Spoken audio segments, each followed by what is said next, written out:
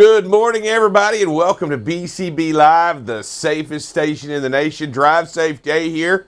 Looking around and manning the boards by himself, but you know, I'm bringing you a great interview today. Jack, what's going on? What do you got going on back there behind the screens, behind the computer? And Mr. Know-It-All, what do you got going on this morning? I wouldn't say know-it-all. I would say learning it all. Not much. We got Sergey on the line. All right, we'll come to him in about 5 or 6 minutes. We'll get to him. I'll tell you what, I don't know if you've done it yet. I checked a few of the fuel prices here in the area at the Loves across the city, and I even checked out some spots around the country.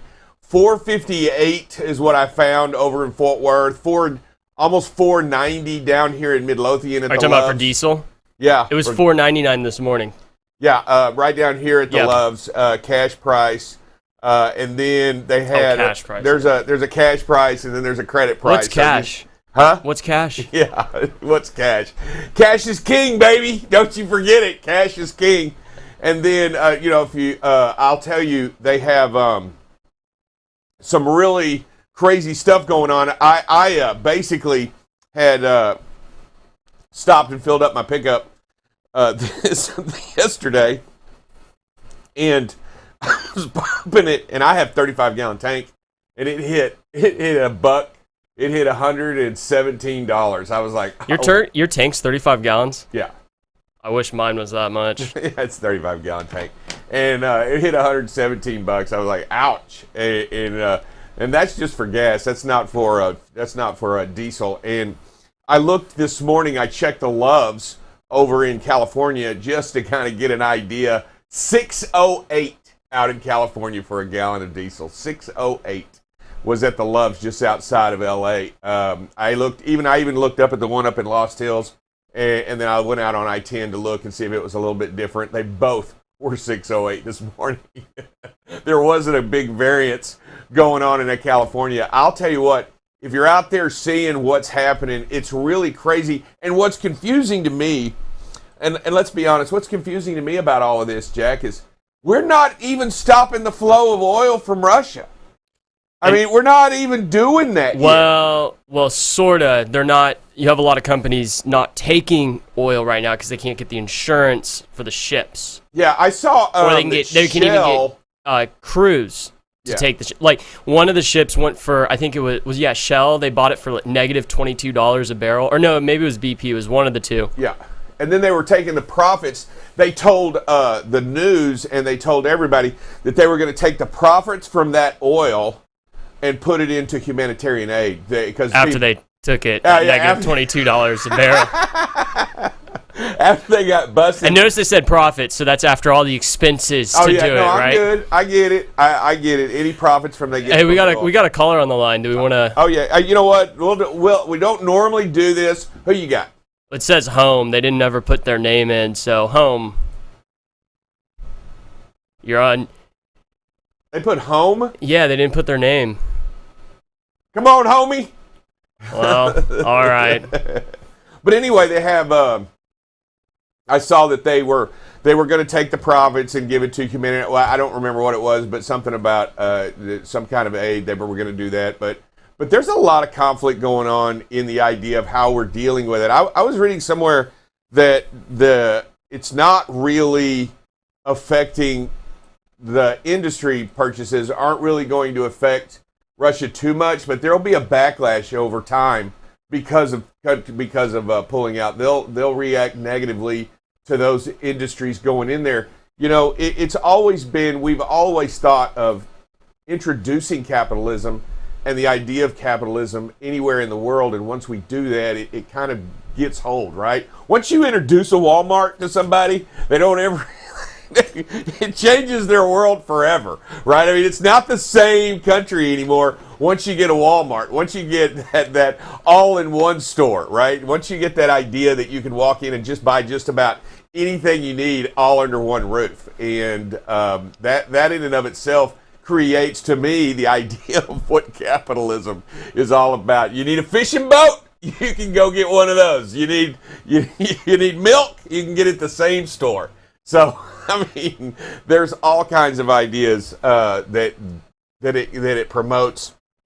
And I just don't know what the long-term effects are going to be. Well, we haven't actually seen the true price of true gas prices yet, because once that production goes offline, so it actually takes a minute for that to fizzle through. So right now I think WTI or Brent crude was at 130, up to 139 a barrel last night. I saw it at 117. Did it jump to 139? Yeah, I got up to 130. Or was that Brent crude? Because I thought WTI was at 117. Yeah, but Brent was at 130, 139. Yeah. Wow. And That's actually I haven't checked crazy. it this morning. But so that price will actually take 3 weeks for us to. So we'll still have rising prices because it's a delayed effect. Yeah, they don't delay it too much. I guarantee it. They move that stuff to the pump. They move that stuff to the pocketbook pretty quick. And I'm going to tell you why. It's because they... Hey, this is just what the energy analysts say from Bloomberg. I if you're disagreeing with them, I guess... we're not really Bloomberg here, are we? I'm telling you, we feel it in our pocketbook really quickly, and nothing's even been done. You know what I'm saying? We get it hit pretty fast. So there's going to be a lot of discussion, a lot of things going on about pricing of fuel and stuff like that. I'm waiting to hear from the Fed. I do know that I think it's next week they're going to meet, and I don't know exactly what they're going to do, but I pretty much you can rest assured they're going to hit us with a 0.25%. I know you don't think that's a lot, but you don't want to hit. It's not. It's a 0.25%. Huh? It's not. It's not when you have inflation at 7.5%+ a year. Is to slow it, not to. So you still have negative. Pop a hole. Real rates. So the economy explodes. But we've got. We got a question here. I just know that each of us realize as we move forward in this industry how much fuel is costing. It's been a long time since it's been this much, and it is going to negatively affect our business, how we do business, and it's going to definitely take its toll on some of the companies out there living on the spot market and dealing with fuel and fuel costs, how they do fuel and how they transport goods, because it is costing much, much more. I will tell you what we will do. We will take a couple of minute break, and then we'll take about a 60-second break. Then we'll come back with Sergey and talk a little bit about what's going on in Eastern Europe.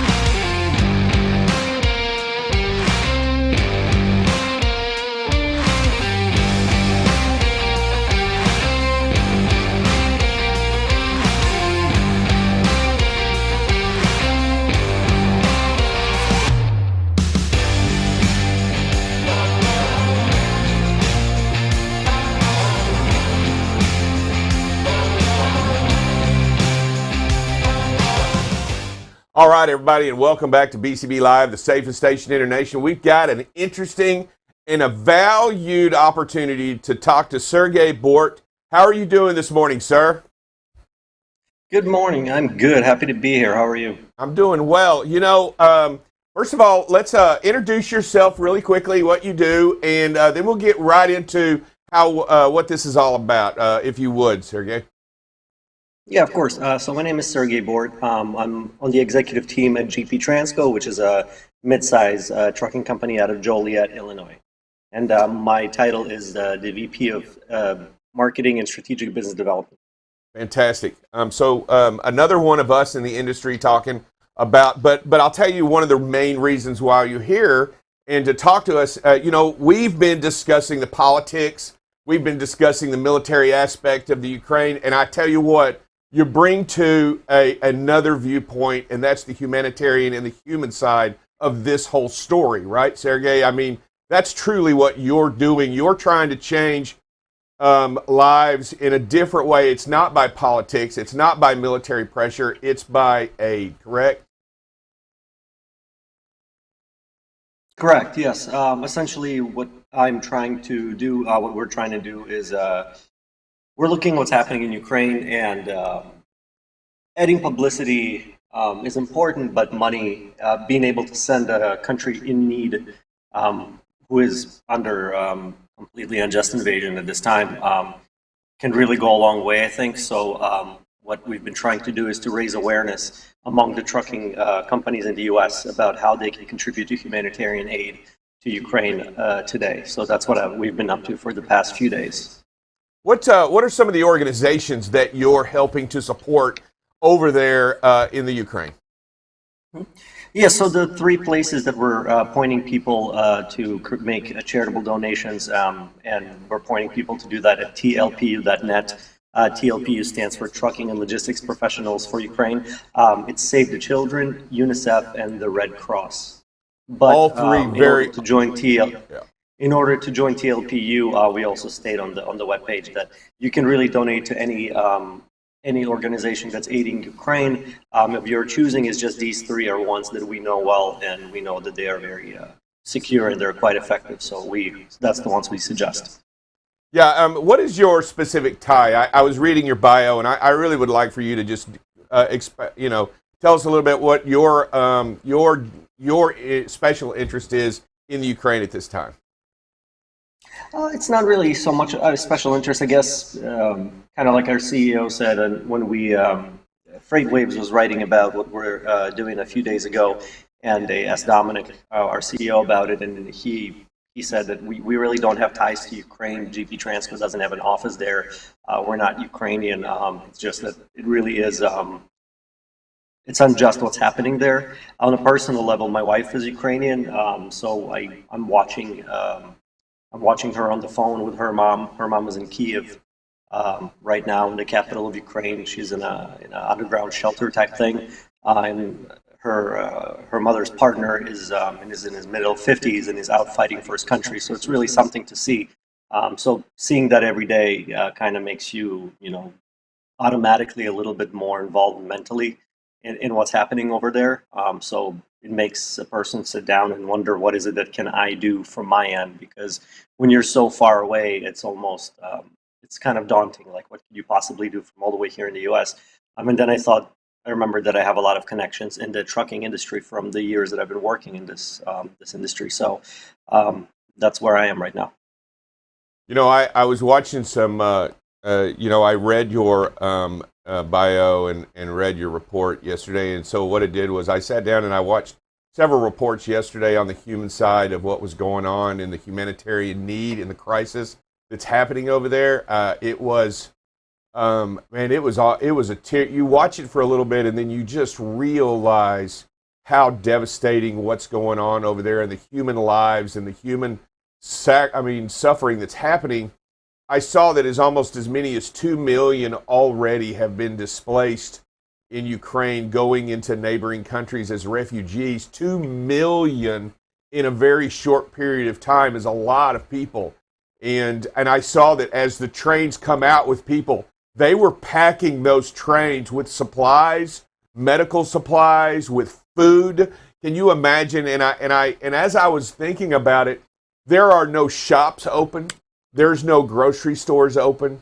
There's no regular businesses open. There's no medical supplies to go get. What you're helping to do is resupply a much needed, important stuff to these people. And I, as I was watching it, I just realized how much is truly needed out there. And I think these three organizations that you've pointed towards do a great job internationally and are very effective in how they do business. And they're recognized world over. I truly, there's not anybody in the world that doesn't recognize these three organizations that go that. And I feel for your wife's mother there in a shelter. And I pray for her and I pray for them that are there. How much feedback have you received thus far since starting this drive? We received some good amount of feedback. People we haven't received any negative feedback, which is in the trucking industry not all that common, because there's a lot of criticism in the industry and social media. If you go and read about what, anytime a trucking company goes and makes a post, there'll be a lot of people on there, a lot of drivers on there that are talking about it negatively, kind of, sometimes without fully thinking it through even. But with this topic, it's been very positive, just like it's been a bipartisan issue on the news.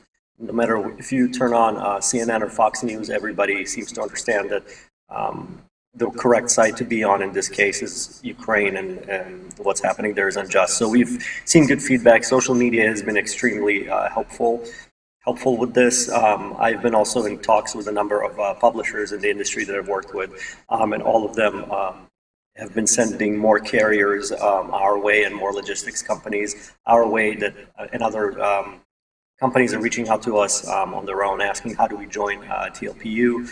And it's been really great to see. It's nice to see people wanting to get involved. And regarding what you said earlier about the 3 organizations that we're donating to, and again, humanitarian aid is extremely important. But one of the main reasons, to be honest, as to why we're using these 3 organizations is also because every American company knows who they are. There are a lot of scam organizations right now, unfortunately, who are pretending to collect money for Ukraine, and really they're basically stealing people's money. And I know there's a lot of concern about it. So if you come to an American company like who's on our list here that's participating, someone like NFI, for example, and you tell them, hey, folks, we're doing this thing. Would you consider donating? They probably would not consider it if it was some kind of a smaller charity that no one's ever heard of. On a personal level, when my wife and I are donating, we're making donations directly to Ukraine via some of these small charities that we know are effective, and we trust ourselves that almost all of the money directly goes straight to someone in Ukraine who needs help at that moment.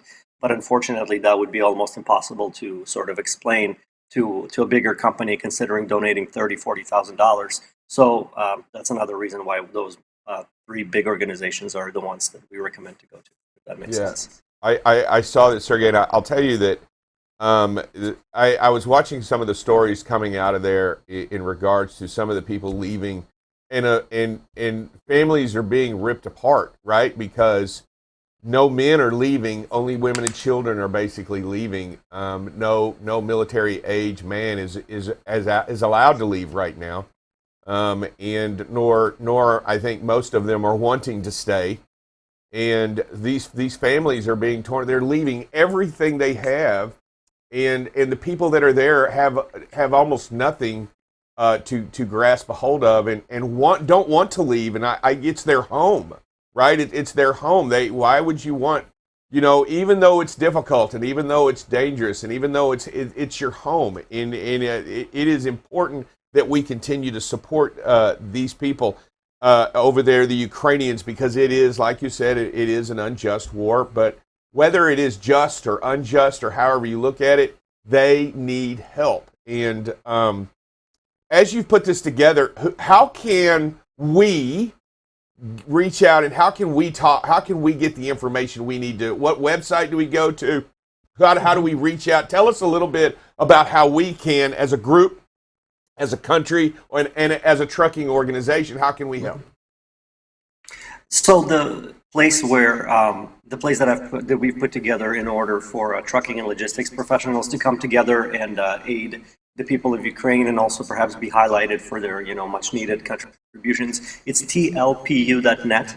TLPU.net is the website that shares very straightforward information about here's the 3 places we recommend donating, here's some news that we've been at, and here's all the participants. So far, we have a little bit over 20 participants. We've been able to collect about $400,000 so far, and that number, I think, is going to pretty quickly keep growing. I'm expecting to hear back from a number of other organizations that have been in touch with me last week about how they can contribute. I'm talking to some of the largest fuel networks in the U.S. in our industry that are talking about doing some really cool, really great things as well. So I think this week we're gonna be doing even better. But again, tlpu.net, and I'm glad to hear you say that. Yes, it's very hard to imagine what it would be like for our actual home country to be invaded. I mean, realistically, this would be equivalent to tanks rolling into Washington D.C.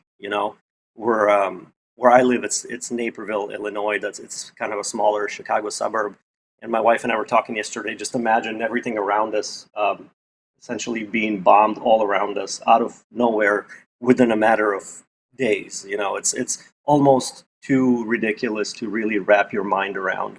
And when you really try to think about it in those terms, that the places that you love, the little shops that you go to, the people that you see at the grocery store and everything else, suddenly being thrown out of their homes, suddenly having to go pick up arms and go fight, and imagining that happening here kind of helps put things in perspective a little bit more. I think it really hits a little bit more close to home. Yeah, you paint a really good picture of what's going on, and believe it, I truly believe the world is watching and is feeling it. It was overwhelming, the support from the United Nations to what's happening over there. But even if you're just an individual or a truck driver or not necessarily a large corporation or a company, you can still go and give, right? You can still do a small part, because it plays a big, overwhelming part, right? It doesn't matter. You don't have to be a big company to go give, right? For what's going on. Yes. And I just want to make sure as we go out there and we talk to everybody, and because we talk to owner operators, we talk to insurance people, we talk to drivers, we talk to a whole group of people, and each individual needs to realize they have an opportunity to change what's happening over there in a small way. It may not be a lot, but anything can help. And if we collectively get together, we can make a big difference, right, Sergey? Absolutely. My own background is I was born in Russia, actually. I lived in Russia until I was about 6 years old. And then my parents and we moved to Israel, and we lived in Israel until I was about 14 years old. And I've seen what it's like for a country that is completely surrounded by its enemies being able to stand their ground and come out of situations that seem insurmountable or whatever, completely impossible, purely due to being motivated by survival, by nationalistic sort of pride, not necessarily in the typical kind of way, but again, more about the sense of surviving. So I'm completely confident in the people of Ukraine, and you're very correct about individuals being able to donate as well, and it would be a huge help. I'm personally speaking with larger carriers because that's just kind of the world that I know pretty well, and I think if I'm able to get $10, $20, $30,000 from various carriers very generously and continue getting that support from them, it would be incredible. Personally, I would recommend that if you're an individual and you're not one of these larger or mid-sized companies, you're not like GP Transco, you're not like NFI or anything like that, I would recommend for your donations to look elsewhere for making these donations that would go directly to the people of Ukraine without having a third party such as the Red Cross there. Because those amounts can go kind of a longer way, I would say, and can get there maybe perhaps more quickly. One place that is extremely good for that, the website is comebackalive.in.ua. Again, that's comebackalive.in.ua. I'm not affiliated with them, but they're a great organization that sends money directly and very, very quickly to the people of Ukraine without having a nonprofit in between. So if you're an individual, I would recommend doing that, because TLPU, it's more for the larger and mid-sized carriers to donate larger sums of money in bulk. Sergey, I truly want to thank you for coming on and telling us about this important opportunity for everyone to get involved in helping, right? I'm not talking about sending arms, and I'm not talking about going out and fight, but I am talking about helping, sending the Band-Aids and the food and the things that matter each and every day to those that are there and suffering. Remember, there are still small children. There are still women. There are still families trapped underground, hiding out, trying to survive day to day and needing our help desperately in any way that we can. Look around and see how fortunate you are, and then realize there are those that are in need, and it just was that fast that their worlds were turned and their lives changed for a long, long time. And it's going to take a while for them to rebuild and to fight. They still have a long way to go, and they still have a lot more suffering to do. And I do appreciate you and your message.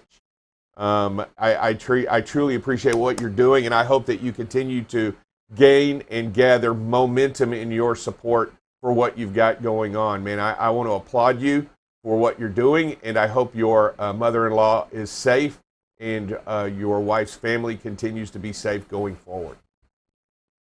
Thank you very much, and thank you for having me. Really helping with public relations and getting a little publicity like you're doing. It's non-trivial. It goes a long way. So thank you very much for doing that. And again, if any carriers are here listening, tlpu.net, join us. It's a great cause. It's really great to be able to help people in need. And thanks again. Absolutely, Sergey. We're going to send you this interview on LinkedIn. We're going to make sure that you can broadcast it as well and get the word out and do whatever it is you need to do, because I truly believe this is a message that needs to be heard. And I thank you so much. Have a great day and Godspeed, okay? You as well. Have a good one. Hey, Bye. you too.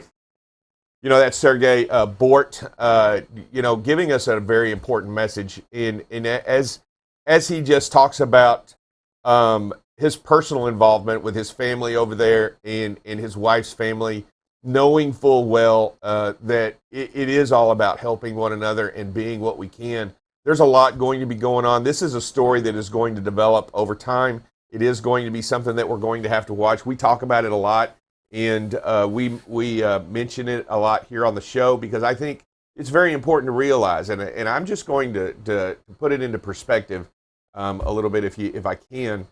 The Crimean War, which was in Crimea, which it was part of Ukraine, was in 1860, and then shortly thereafter in World War I, you had World War I start. It started in Eastern Europe with the assassination of Archduke Ferdinand, and in World War II started with the invasion of Poland, which is bordering Ukraine. So these Eastern European conflicts, they tend to have focus, and they matter, right? They tend to matter on our attention, on what goes on, and how it reacts to the world. So it is not a small matter or a trivial matter. It is one of great implications and importance to maintain focus and try to get control of and try to understand. But the people is really the story. The humanitarian part of this whole aspect is really the story, not the politics, not the war, not any of it. It's really the people and what they're doing and what they're going through. It's some very interesting stories out there about what's happening, and I truly believe this is a developing story. I'll tell you what, we've got, what do you want to take a quick? No. We got the phrase that pays. Oh, we got the phrase that pays. Let's talk about the phrase that pays. Why don't we post it up and go into it right away? The phrase that pays. Make sure that you write this down. What's on your mind might be your heaviest load. Don't let it distract you while you're driving on the road. What's on your mind might be your heaviest load. Don't let it distract you while driving on the road. Wow. That is talking about don't let what weighs you down distract you from being out there. We need you clear-minded, clear-focused. Let me see who submitted that one. I don't want to know who submitted that one. No, I know who it is. Give me a second. Okay. Really? David Mason. He's been on fire. I think he's submitted the last 3 or 4 phrase that pays. Look at Ken. I think we need some David Mason competitors out there. David's out there writing these down. We need some people out there. He's making all the cash. Oh yeah, he's because you guys get paid. He's getting a bonus every week because he's writing. And I got in trouble because I forgot to send that in. So he's been rightfully so. Yes, I take the blame on that. So I'm sorry. Remember, guys. You get cash money if we use your phrase that pays on the air for the week. It is a kind of a long one this time, and you have to know it verbatim. We don't take any missings, any misspellings, or anything like that. Well, you've got to know it verbatim, so make sure that you write it down and get ready for Friday, because I believe this Friday we're at 200, right? Did no one get it? No one got it. Wow. So we're got some cash money coming, big money coming this week. Make sure you write it down and have an opportunity. Okay, we'll be back in about 60 seconds to go over a little bit of weather and traffic.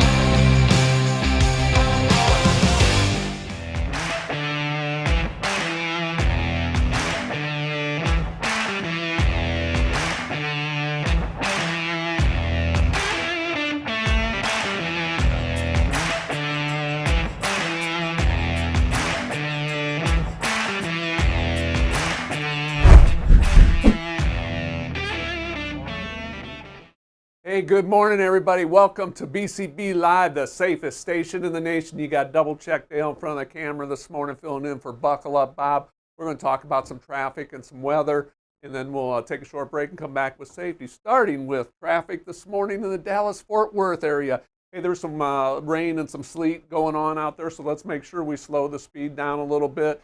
Be prepared. Temperatures are pretty moderate, but nevertheless, let's back it down a little bit, increase our following distance. If we go over to the Fort Worth side, usual suspects over there causing the problems. That 35W coming into town up north of the loop has some slowdowns. Of course, the downtown area, some slowdowns. And then Burleson in the northbound lanes on 35W has got quite a bit of a backup there, so be aware of that. If you're in the mid-cities, Arlington, that's 30 coming across, you're going to see some backups between the 820 and the 360, both directions. You have a slowdown there. And then in 30 and 360 interchange, slowdown there. If you're on the Dallas side of life, Sam Rayburn, where Farmers Branch, right below 635, right south of 635 merge point, we're going to see some slowdowns and some backups, heavy traffic there on the westbound lanes of 635. Northbound lanes of Sam Rayburn. In the Irving area on 114, northbound lanes, major slowdown there between 30 and 183, so be aware of that. That's a real problem this morning. And then if you're on the 635 loop, just about all the way from Farmers Branch down to, all the way around to 80, you're going to see some slowdowns and heavy traffic both directions, mostly on the northbound lanes or on the westbound lanes. Are going to be a little bit more of a slowdown, a little bit more of a problem there, but 635 this morning up on the north side looks to be a real problem area. And then 30 going into the downtown area inside 635, major slowdown there. 20 where it hits the 635, you have a slowdown there. 80 out from Forney all the way into where it merges with 30, you're going to see some slower traffic going there. So Dallas, lots of traffic. Just slow it down, be patient. Like I said, I know there's a lot of wet roadways out there, so just slow it down, increase your following distance.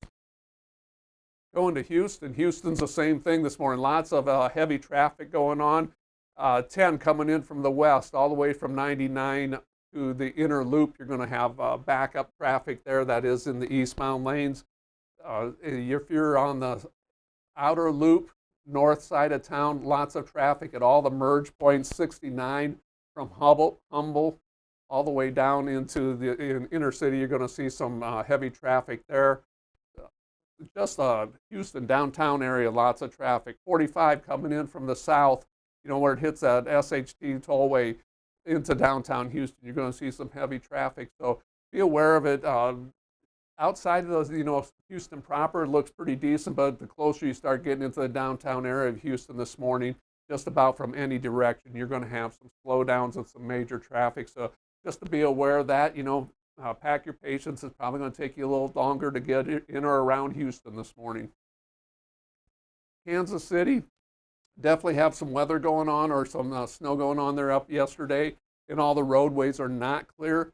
70 actually looks really good coming all the way across the city. It's north Kansas City and the roads on the north side of town that are really causing the problems. That 435 from Platte City up by the airport all the way down, just about all the way down to the river where it crosses the river. Slowdowns both directions there. 435 up where it hits 169. We have slowdowns there. 169 coming in from the north all the way into downtown Kansas City. You are going to see some very heavy traffic with some slowdowns there. 35 actually looks pretty good in the city, but once you start heading north of Kearney and getting up towards that Iowa line, you're going to see the roads deteriorate. So, again, I'm going to tell you, just slow it down, pack your patience. When the roads get a little bit, so you see that snow or ice cover on them, slow it down to 55. And if you don't feel comfortable, pull over, park and wait it out, because temperatures are going to moderate pretty decent today. But Kansas City, north side of town, is going to be your trouble spots. Going out to Denver. It's pretty early out in Denver yet, but they've got some pretty heavy traffic in a couple different areas. I-70 through the Commerce City area, both directions, you have some major slowdowns there. 225 out in that Aurora area, both directions, heavy traffic there with major slowdowns. And then, of course, 25 through the downtown area of Denver. That's mostly the north. Well, actually both directions. You're going to see some slowdowns and some very, very heavy traffic. 70 out west, there is some heavy traffic and slowdowns out in west of Colorado or of Denver. And then 70 out to the east doesn't look too bad. 76 going up to the north or coming in from the north looks pretty decent. 25 on the south side of town, from south of Centennial, Lone Tree area, coming in on the northbound lanes, you're going to see some heavier traffic and some slowdowns there. So, overall, not too bad for Denver this morning yet, but it is a little bit early out there. Chicago, look at that, coming in from the west. Most of the roads, 90, 88, and 80 all look really good coming into the downtown area. Once you get past that 295 loop, that's where you're going to start seeing the heavy congestion. If you're inside that loop, lots of heavy traffic this morning getting into and out of the downtown area of Chicago. So, stay on the outer loops if you can this morning, and you'll be a lot better off over there. On the east side of town, 80, 90 looks really good. 94 looks decent this morning. So, again, it's inside the loop in Chicago where you're going to see the major traffic issues. Atlanta, 20, coming in from the west side, all the way from where it merges with, that looks like the Highway 6, all the way to 285 loop, eastbound lanes. Really, really heavy traffic to that 285 merge point. But if you take the 285 loop on the south side of town around the south Atlanta, you're really going to have some pretty good travelings from the looks of it. Just right before you get to the 20 east over in Panthersville is where you're going to see that merge point is going to cause you some trouble. However, if you're taking 285 around on the north side of the city, you're going to run into a lot more traffic, both directions and areas. Vinnings is one area that you'll see a big slowdown. That's Sandy Springs area up where it merges, 285 merges with 19. That merge point really has some congestion going on and some major slowdowns. Chamblee area with that 285 loop, heavy traffic, and then down again right before you get to the 20 going east. That merge point looks like we have some heavy traffic in both directions. 20 on the east side of town, the westbound lanes from about Lithonia into the 285 merge point, you're going to see very, very heavy traffic. So the 285 north side of the loop is going to see a lot more congestion than the south side. If you're heading north out of Atlanta on 280 or on 85, right, actually if you're coming into Atlanta on 85, headed south in the Pleasantville area, major tie-up or slow down there. So just pack your patience. We know Atlanta always has very heavy traffic. We just need to slow down the chaos, pack our patience, and increase the following distance. Going to Nashville, if we're coming in on 24 from the north, lots of traffic both directions up in that William Hills area, Pinnacle. Slowdowns there. Probably an accident working from the looks of the tie-up and the length of the delays going on out there. So 24 from the north this morning, heavy traffic, expect some delays there. But when you get to the East Nashville area, 24 looks pretty good. 40 if you're coming in from the west, both directions starting way out in Kingston Springs area. You have in Newsom, you have some tie-ups. You get in that Charlotte Park area, West Mead area on 40, you're going to have tie-ups and backups both directions there. If you're coming in on 65 from the south or the northbound lanes from just about Hallbrook, Twin Springs Estates area up through Creve Hall, all have some major slowdowns and tie-ups. 65 south in the Creve Hall area, looks like there's an accident working there, so expect delays there. 24 coming in from the south, starts down in the Stone Ridge area all the way through Antioch, almost all the way up to the 155 Briley Parkway loop. You are going to see some really slow traffic, major delays. So pack your patience if you're on 24 coming in from the south. If you're on 40 going east out of town, or if you're on the east side of town on 40 coming into Nashville, your backups are going to start out in the Monticello area, and it's going to be a slow go from there all the way to the 24 merge point. So Nashville has some very heavy traffic in different areas this morning, so just, pack your patience, slow it down. We'll all get there, but do expect some delays there. Baltimore, D.C. area is going to start down in that D.C. area. Coming in from 66 from the west, all the way from Gainesville, Centerville. You're going to see some intermittent tie-ups and backups there. Then when you get to that 495 merge point in Idlewood, you're going to see some backups and tie-ups, slowdowns there. 495 going around the south side of town. Annandale's your problem. Alexandria looks pretty good. Oxon Hill on 95. Some slowdowns there on the westbound lanes. And then going up around the north side of town, heavier traffic up there in that Silver Springs area, White Oak area, Beltsville. We're going to see some tie-ups and some slowdowns there with lots of delays, especially from that Forestville all the way up to Greenbelt on the northbound lanes on 95. So expect some delays out there. Pretty common for DC, heavy traffic Monday morning. If you're going north out of DC, 95 actually looks pretty decent. 295 in the South Laurel and Russet area has backups both directions, especially in that South Laurel area. So be aware of that. Probably going to run into some delays there. And then Baltimore, which usually looks pretty good, does not this morning. That 695 loop all the way from Arbutus up around Pikesville, just about up to Lutherville, both directions. We're seeing some heavy traffic, slower traffic, and some delays and tie-ups there. So that 695 loop looks usually pretty good in Baltimore. Heavy traffic with delays out on the west side of town. 95 on the south side of town, very, very heavy traffic. South side of Baltimore, very, very heavy traffic there. And so Baltimore, be aware you're going to run into some heavy traffic with some likely delays out there. So again, just pack your patience, know that we're in rush hour, and if we all work together, we'll get there safely. Philadelphia, King of Prussia, 76, both directions all the way into the downtown area. You're going to see some heavy traffic and some major delays. 476 out in that Marple Township area, both directions, heavy traffic with major delays. You're taking 95 north out of Philadelphia, down in that Cheltenham area. That's probably where you're going to see the delays that's coming into town. Northbound doesn't look too bad.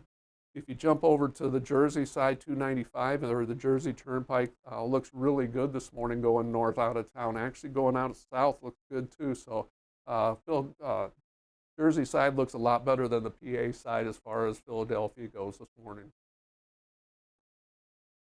Indianapolis, the roads coming in from the west, 74 and 70 look really good. 65 from the north look good until we get to that 465 merge point. So from 74 where it merges with 465 and 65 merge point, heavy traffic both directions there out in the Speedway area.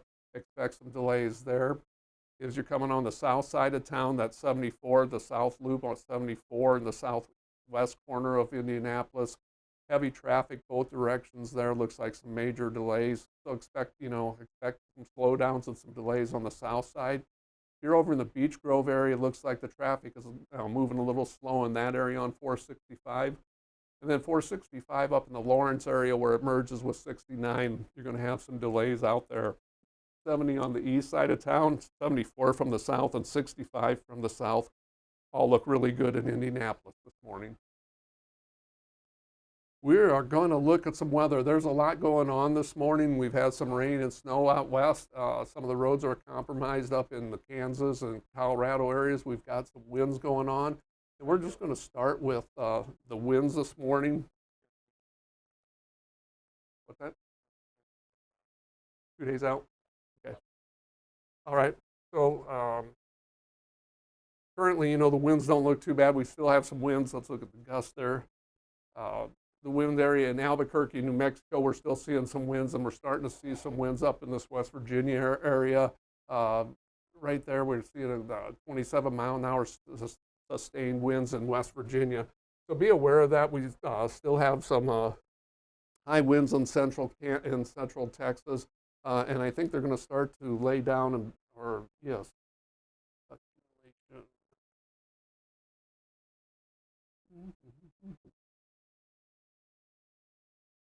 So as we look at winds for the next 24 hours, it's the New Mexico area, and then we're going to see quite a bit of winds build up in the Ohio Valley, lower Ohio Valley, out on the east coast, moving up toward the north, and that's because when we look at precipitation, we are going to see that there's quite a bit of precipitation going on and some thunderstorms and rain going on out there. So With that, let's currently look at precipitation. We had some precipitation, some snow out in the higher elevations of Colorado right now. And then again, we have a snow showers working from southern Missouri all the way up through eastern Iowa, northern Illinois, southern Wisconsin. We're seeing some snow up in that area. But the thunderstorms stretch all the way from the Houston Gulf Coast area up through Louisiana, northern Mississippi into western Tennessee, Kentucky, and Ohio. And some of those storms are going to be very violent, have the potential to become very violent with a lot of strong winds, possible tornadoes. So if you're in that area, in the Mississippi Valley, Tennessee, Kentucky, be aware of that. There's a lot of rain predicted out there, some very heavy rains. Flash flooding is a possibility. We go this afternoon. The storms have shifted a little bit further to the east. So now it's East Tennessee, eastern Kentucky, right along the Virginia border up through West Virginia and Pennsylvania. We are seeing some very heavy showers going on through there. Alabama and southern Alabama and southern Georgia, we're seeing some thunderstorms there for this afternoon. As we go through the overnight hours, most of the rain and everything shifts out off the coast. We're seeing a little bit of snow up in the northeast, northern Vermont, northern New Hampshire, a little bit of lake effect snow in Pennsylvania and New York. Tomorrow, by midday or noon morning, pretty quiet. Most places as far as the snow goes, except we have some thunderstorms down around the Houston area, southern Gulf Coast of Texas, Mississippi, southern Mississippi, New Orleans should be getting wet tomorrow morning, and then we're starting to see some snow come in from Canada. That is all the way through Montana, northern Wyoming, and starting to hit South Dakota. And as we go a little bit further with that, the snow's starting to, by Tuesday evening, most of Wyoming will be getting it. Panhandle and Nebraska will be getting it. So we'll keep our eyes on that. And then tomorrow evening, again, those thunderstorms kick up in that Gulf Coast area, Louisiana, Mississippi, Alabama. Some very heavy thunderstorms going on with that.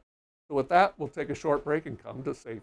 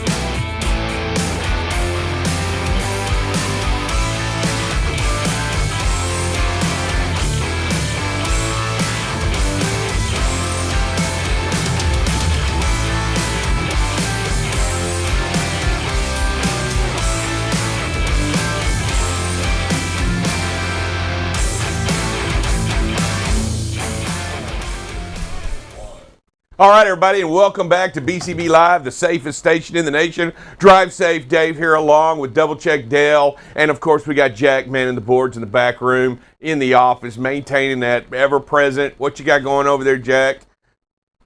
Not much. Just waiting to get into some videos. Waiting to get into some videos. But before we get to the videos, Jack, what's the safety message topic for this week? This week we're going to talk about speeding. Speeding. That means going faster than you're supposed to, right? Yeah. And it doesn't necessarily mean exceeding the posted speed limits, because you could be driving too fast for conditions. That's still faster than you're supposed to. There you go. That's it. And so this, number one thing to remember about speed, it's the number one factor in all fatal crashes. Knowing this, we should just be slowing down, 3 to 5 miles an hour under posted speed limits. A couple things about that. If we do that, we help slow the chaos. Automatically, if we're going slower than most of the other traffic, if we're in heavy traffic that's pulling away from us, you know what? We can't have a rear-end accident if somebody's pulling away from us. So, just slow the speed down. That's probably the biggest thing, and we talk about it on so many facets. We look at videos and everything, so just slow the chaos. All right, slow it down. Don't go faster than you're supposed to. Really is ultimately the secret ingredient to success. Don't go faster than you're supposed to. Yeah. I mean, it doesn't matter if it's a posted speed limit or if it's weather conditions or if it's road conditions, or if it's people out there on the side of the road, or emergency vehicles, or whatever situation we're talking about here, we're talking about don't go faster than you're supposed to. Yeah, I mean curves, on ramps, off ramps, just absolutely. Parking lots. I mean, we forget about parking lot. lots. Yeah, are you speeding through parking lots again? Double check. I am not. All right, with that, let's go ahead and see what kind of videos we got to look at today that we can learn from. This first one here is, intersections are definitely dangerous. We talk about it all the time. Truck on this one had a green light, and that car decided just to make that left-hand turn in front of them. And we see it so often. Four-wheelers and other people get so impatient. And here is just a perfect example of a four-wheeler that's just impatient. This driver going straight has the green light all the way in the car. That four-wheeler just decides to make a left turn in front of them. I mean, just got to be aware of it. Just looking at the big picture, slowing down, making sure you see what's going on. It's a bad choice on the on that with the four-wheeler. Running, playing chicken with the 18-wheeler. Not, and by the way, that's on the driver's side. Yeah. I mean, it's not like he can't see that big truck moving. Yeah, and it's not like he's going to say to his passenger, "Oh, it's your side. You're going to get hit first." No, he's going to get hit first. This one, next one here, I just love this one here because the road condition we see some constructions in some zones, and the driver in this one has just really got the speed knocked way down as he's going through that construction zone and then coming over to a hot merge point. He's got to see that big picture and manage his speed as he's watching traffic coming on from his left side. Just a wonderful job here of managing that speed, getting slowed down in that construction in that crossover area. Yeah, no, I like it. He definitely used the entire lane to make sure that he cleared the Jersey wall. I don't know how far back the tandems were at the time, but definitely did a good job of making sure that the trailer cleared the Jersey wall on the left side as he moved over to the left and got prepared to enter the freeway. Good job. Yep. Speed and space. We talk about slowing down. Driver is definitely slowed down. The road is a little bit compromised here, but that speed and space is just so important. So as traffic starts slowing, as conditions change, as traffic changes, you have that extra space to get yourself slowed down to make a safe lane change. And so, just the importance of speed and space, getting that big picture, watching what's going on ahead of you, and being aware. Yeah, you got a lot going on there, especially with the adverse weather conditions. Yes. I really like this one. Again, speed and space, situational awareness. Driver sees that stale green light coming up and starts slowing down for it, gets stopped for it. Speed was good considering the roadways were wet, so we know it takes a longer stopping distance with wet roadways. And so just a lot of good things happening in this and just that situational awareness, what's happening around you. We see a sign that says no passing zone. We see yellow lines that say no passing, and yet, this is going to see a big truck right there. Thinks it's okay to pass, and it's not. That's breaking the law. Even if he feels like he has enough vision or enough line of sight to do it, it's still breaking the law. It's still unsafe, and just shouldn't be doing it. There's an intersection coming. He's going to basically pass through an intersection, and that's just one more thing to make an intersection dangerous. That is the videos for this morning, sir. We have any callers this morning, Jack? Searching. Oh, yeah, Brian Windsor. What's up, Brian? Hey, morning, Brian. Good morning, gentlemen and everybody. I have a question as it relates to what you opened up with this morning, Mr. Dober, about the fuel prices. And it's been weighing heavily on my heart since yesterday thinking about this, is will the National Fuel Surcharge Program, as it is right now, sustain these hugely increased fuel surcharges? And more importantly, what's that going to do to the consumer price index? Well, the answer to your question is the contractual rate or rates are in place to offset large numbers. Basically, if you have one in place, right? If you have a contractual agreement with your shipper or your customer, if you are a carrier, if you have a contractual agreement, the fuel prices they're segmented, so they go up. The fuel surcharge goes up with the price of fuel goes up. So they swing both. It's a direct relationship on the graph. So yes, they will somewhat offset that negative change. However, the spot market out there, when you don't have that contractual agreement, you don't get that fuel surcharge agreement, and you spot rate the rate of the load based upon the value of the load, and it is baked in. Basically, the fuel cost is baked into the price of the cost. So I'm just saying that yes, both of those are done, but yes, the fuel surcharge does, under contractual obligation, help offset those high inflated prices of fuel, and they do it directly proportionate. How it affects the consumer price index, that in and of itself, as any of the listed goods and their percentage of it takes effect, there is a consumer price index. It all these listed known, I guess what you would call necessities, and fuel being one of them, it will negatively impact the consumer price index. Does that answer your question, Brian? I believe it does. He actually lowered his hand, and so. Oh, he did. Yeah. Okay. Well, So now we got. I hope I answered your question. But yes, under the contractual obligations, they do. You got another caller? Yes, we have two more callers. Daryl Shipman. What's up, Daryl? What you got going on, Mr. Shipman? Good morning. Good morning, sirs. How you doing? Mr. Dell, got a question for you. We got to go over to Salt Lake City this morning, and we're down here in Lamar, Colorado. I'm just curious how 70 or 80 would be better for us to run on. I am going to recommend 80. I would recommend that also. Over Vail Pass every day of the week in this time of the season, especially since the amount of snow that they have gotten over the last 24 hours. That's my basic recommendation. It's only 26-mile difference, Daryl, out of Denver. If you go over that way, it's not much at all. There is a small difference, but not much. But I will tell you, it is definitely not the problems that you will see. Did you see any wind issues coming out of Wyoming, though? You know, there's always the wind up in the Elk Mountain area. You just always have to be aware of the wind there. But overall this morning, I did not see any major wind issues. There you go. Does that answer your question, Daryl? He lowered it. Yes, sir. That would help me out greatly then. All right. And you know what?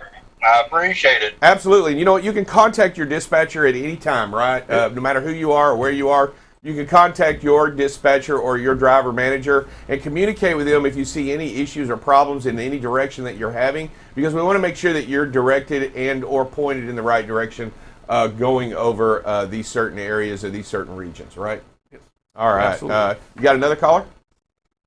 We did have Donna, but she keeps raising and lowering her hand, so I don't know if her connection. Oh, here she is. Hi, Donna. What's going on? Morning, Donna. Hey, good morning, everybody. So the road conditions have improved since last night. Is that correct? I'm going to Denver. I'm sitting here in Lamar as well. And then I pick up a load going to Davenport, Iowa. You know, So I was just kind of curious. Yeah, I Go think ahead. that overnight we saw that refreeze, and so there's definitely some concerns and issues there. We want to keep that speed, to 55 miles an hour all the way to 10 o'clock this morning out in the areas that you're talking about because of the refreeze. And we're going to see the temperatures moderate, in western Kansas or eastern Kansas. We'll see those temperatures moderate and the roads improve as the sun comes up and we get a little more into the morning. But, just really watch those speeds. And Donnie, you're a professional driver and do a great job out there. If you don't feel comfortable, pull it over and park. And if 55 feels too fast, slow it down some more.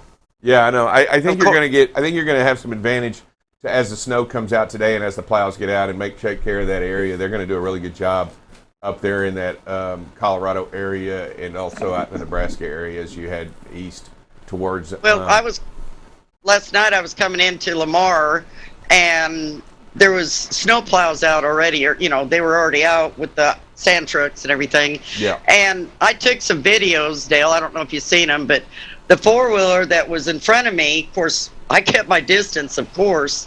There was no way I was going to get up in any of that. Never will, never have. But one four-wheeler passed us from way back behind. There was like probably 20, 30 vehicles, including trucks and cars. And One passed, and I'm going, are you kidding me? Well, the one in front of me decided, well, I'm going to go too. He jumped out there. He started fishtailing and almost took out the pickup that was in front of him. And I'm just going, I just want to get to the truck stop and park. I'm so done with this. But it was crazy last night. Just crazy. Yeah. Thank you. Yes, ma'am. All right. All right. Well, today you're going to have some challenges as you get out, you get the sun up, and you get to see some of the way it's going to be going around. We will continue, if any more adverse weather conditions, we'll continue to keep y'all updated with the any bad and or posted information that needs to be given out. We'll make sure that we'll get that out to you. All right, with that, I'm going to close with a quick prayer. Dear Heavenly Father, we gather before you today to ask for your grace in all things. Father, give us the ability to help those in need of our help. Father, we ask that you comfort and aid those that are suffering in the Ukraine and elsewhere in the world. Father, give them what they need. Hold them close and make sure they know your love today. Father, help us be what you need us to be in all ways, in all days, and in all chances that we can do what you need us to do. Because of you, for you. Father, give us the strength to pass on your love. We ask all this in your name we pray. Amen. All right, everybody. We'll see y'all this afternoon at 2:15.